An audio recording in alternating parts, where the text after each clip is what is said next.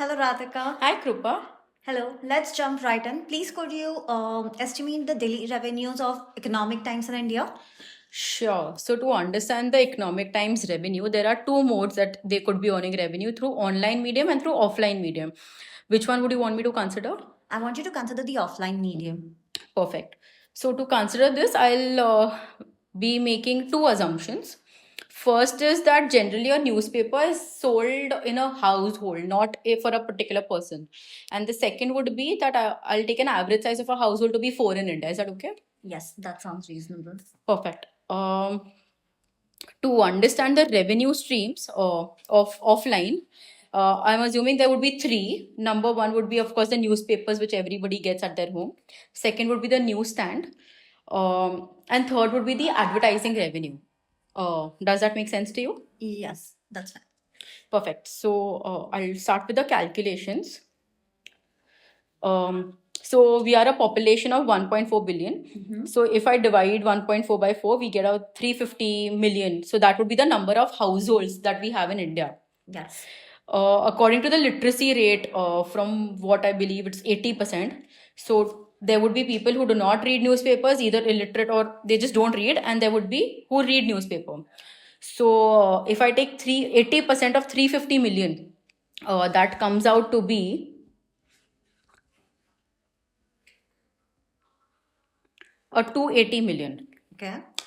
I would now like to further divide this in urban households and in rural households. Like we generally see the assumption 40/60. Is that okay? Yes, that's fine. Okay. So for the urban households, which are 40%, I'm getting 280 into 0.4 and it is 112. Okay. I can further divide this to understand the penetration rate. So upper class, middle class, and lower class. Okay. The upper class are 20%. The middle class are 60%, and the lower class are 20%. Is that a fair assumption? Yes. Okay. Can I further divide the middle class into upper middle and lower middle? Yes. Okay. Fine. So the upper class would generally be reading Economics Time because it is an English newspaper, and generally majority of them would be reading. So I'm assuming to be a penetration rate of 80% for the upper class. Is that okay? Yes, that's fine. For the upper middle, I think when we were doing middle class bifurcation, there would be a good 40% who are upper middle class and 60% who are lower middle class. Okay. And a penetration rate in upper middle would be around 60%. Okay. And the penetration for the same in lower middle would be say around 30% because there are so many newspapers and not all of them would be buying an Economic Times. So I've taken a penetration rate of 30%. Is that fine? Yes. Okay. And for the lower class, I'm assuming at least 10% of them would be reading it. So is that a fine assumption? Yes, that sounds reasonable. Okay. And for the rural India, which was 60%, because it's an English newspaper, and I believe not all of them would be reading newspapers, and even if a few of them would be reading, they would be reading Hindi. So I'll take a bare minimum 5% for the rural India as Economic Times. Is that okay? Yes. Okay, That's fine. perfect.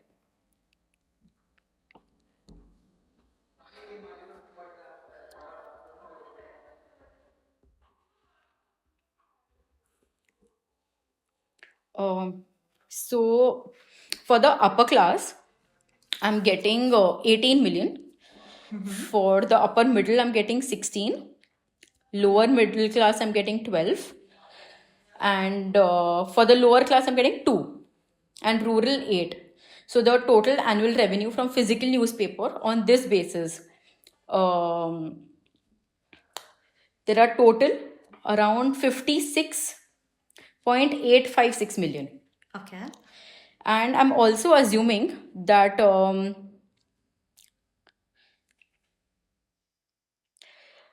newspaper annually costs around 1200 rupees. Okay. So if we divide this by a month, supposing, so by 12, and then if supposing we want to divide it, you've asked for the daily revenue, so we Yes. just divide by 365. Yes. And so our answer is coming to somewhere around 68 billion.